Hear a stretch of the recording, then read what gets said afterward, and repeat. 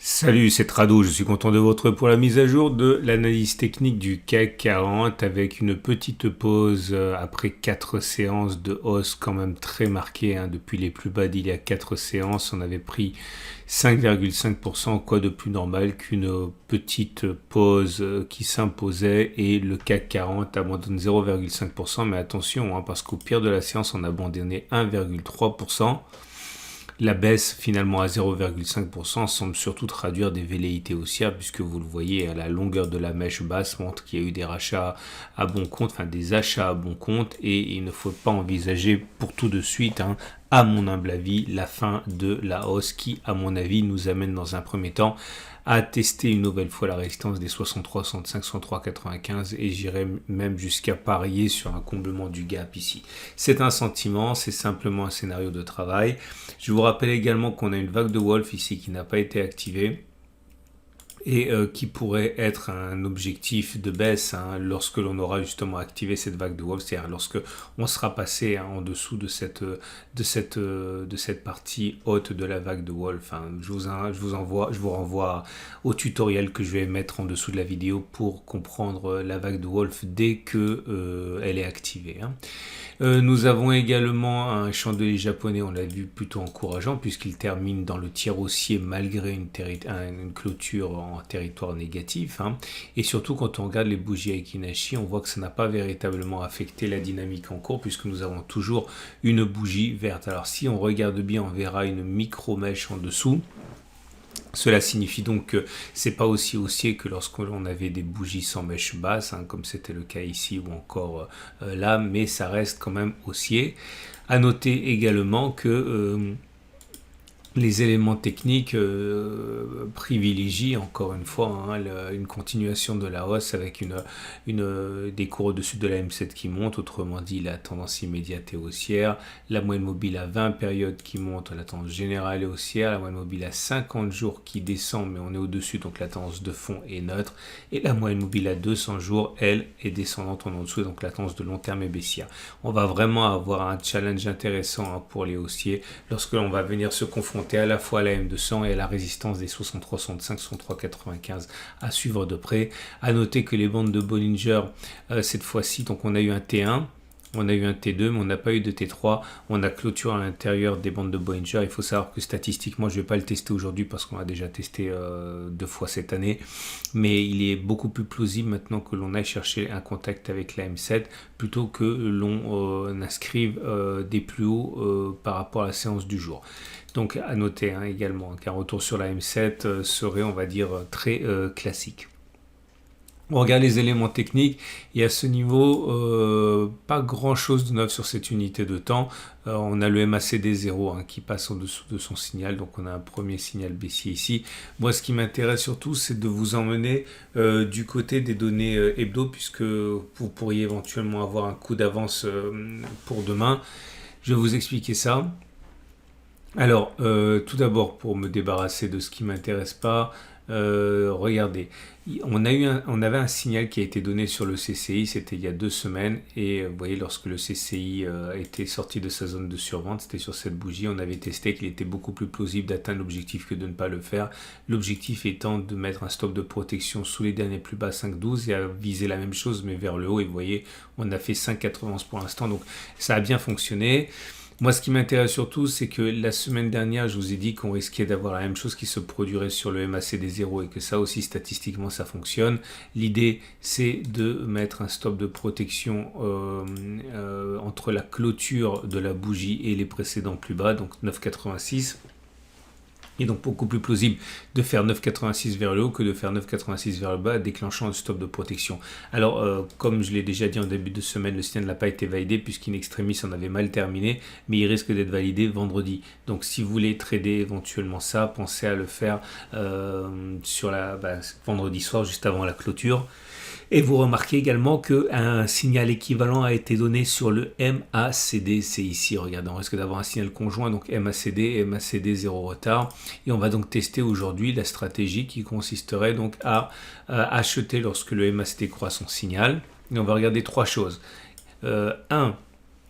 Est-ce qu'il est plausible que l'on clôture plus haut avant d'aller chercher les plus bas? Est-ce qu'il est possible de faire une fois la distance au stop de protection? Est-ce qu'il est possible de faire deux fois la distance au stop de protection? Ça va aller beaucoup plus vite et ça va être beaucoup plus simple avec un exemple. Je vous montre ça tout de suite avec un exemple qui a bien fonctionné. Et on va prendre cet exemple ici qui date de 2019. Le signal haussier a été donné sur cette bougie-ci, là. Alors, le plus bas du cycle baissier du MACD était là, à 9,23%. Est-ce qu'on a d'abord fait un plus haut par rapport à la bougie de signal ou est-ce qu'on a d'abord fait, on a fait moins 9,23%? On a d'abord fait des plus hauts, on a fait plein de plus hauts. Est-ce qu'on a atteint au moins 9,23% vers le haut? Oui, on a fait même 21% avant de s'effondrer. Et donc, on a un pouce vert, un deuxième pouce vert, un troisième pouce vert pour dire qu'on a, oui, on a fait un plus haut avant que d'aller déclencher le stop de protection. Oui, on a fait une fois la distance, mais oui, on a fait deux fois la distance. Ok, c'est comme ça que ça fonctionne. Et donc, je reviens maintenant au début. Et voilà, là vous avez un pouce vert et deux pouces rouges parce que le signal a été donné sur cette bougie ici. Ok, le plus bas du cycle baissier, il est là.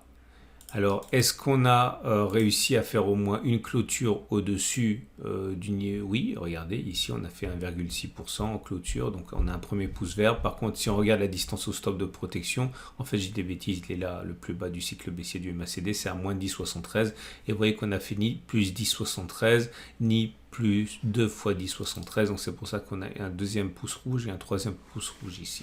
Ok, donc là c'est pareil. Maintenant je vais faire défiler devant vos yeux et soyez attentifs parce que si j'ai fait une erreur, ça fausse le résultat et vous devez être capable de repérer visuellement les erreurs que j'ai faites. Normalement c'est bon.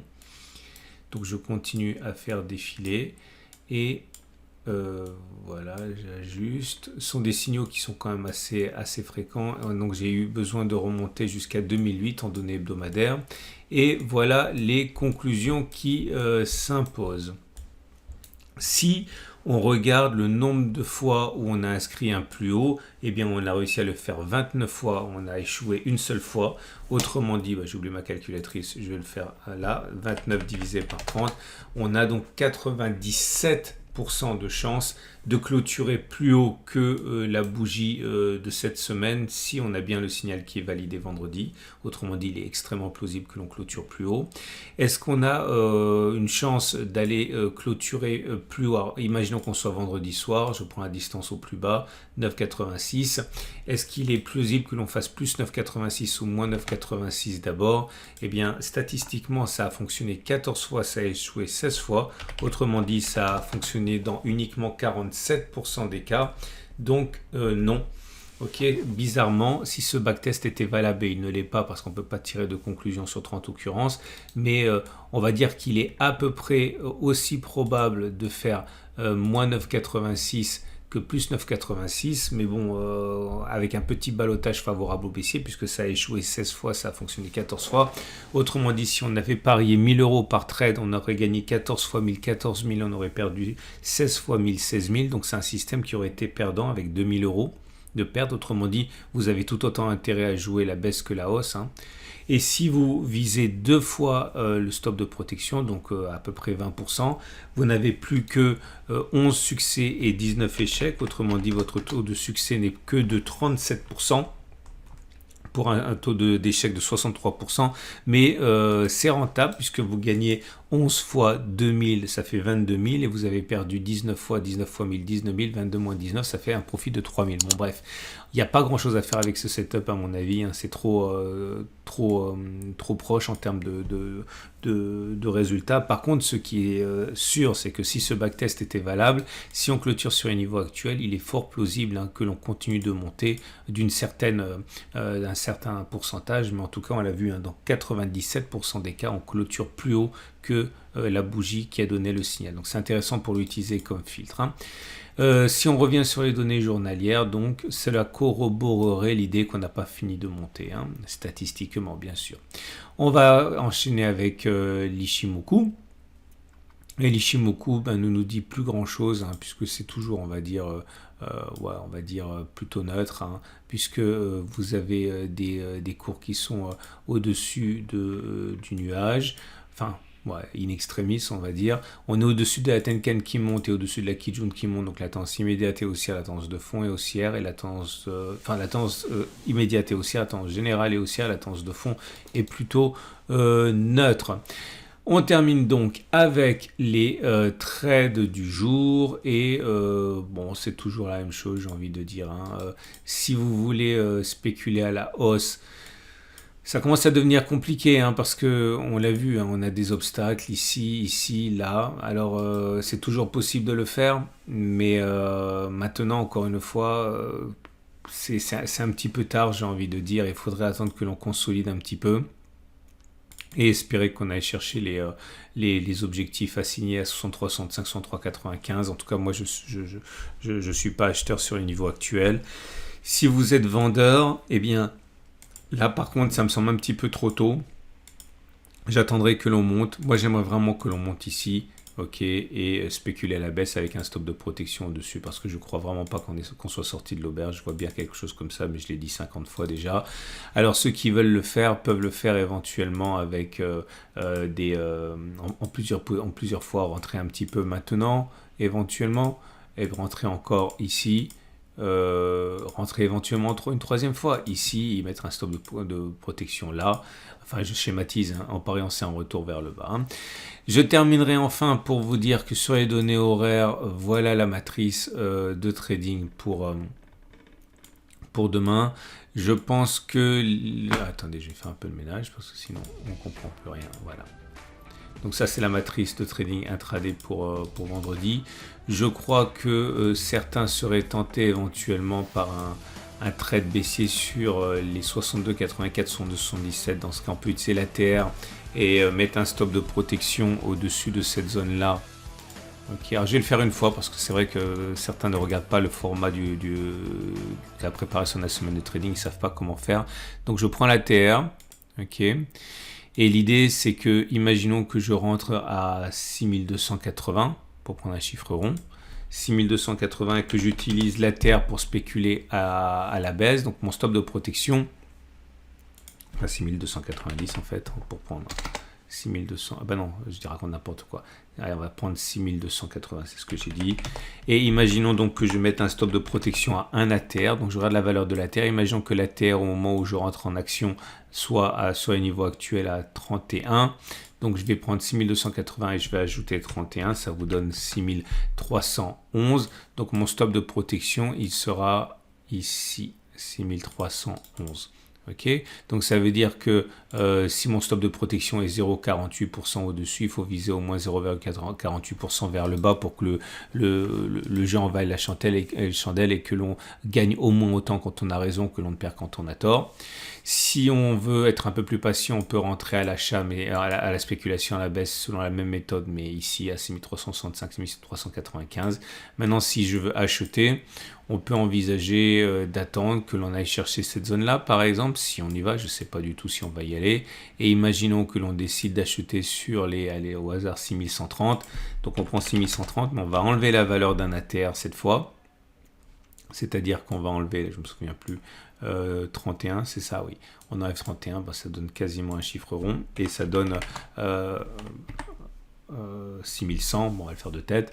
Et 6100, ça veut dire que votre stop de protection, il serait ici. Voilà, ainsi.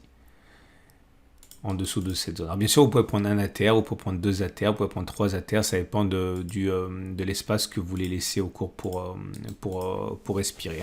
Je vous rappelle que vous avez la possibilité de trouver toutes mes matrices de trading pour la semaine, pour le CAC, pour le DAX, pour le Dow Jones, pour le Nasdaq, pour le Bitcoin, pour l'euro-dollar. Tout ça, c'est dans le format de lundi matin qui vous prépare à la semaine de trading, où j'utilise également l'ATR et comme ça, vous n'avez plus qu'à regarder, comparer vos zones aux miennes. Voilà, je vous souhaite une excellente journée. Et je vous dis eh bien, à demain pour la mise à jour.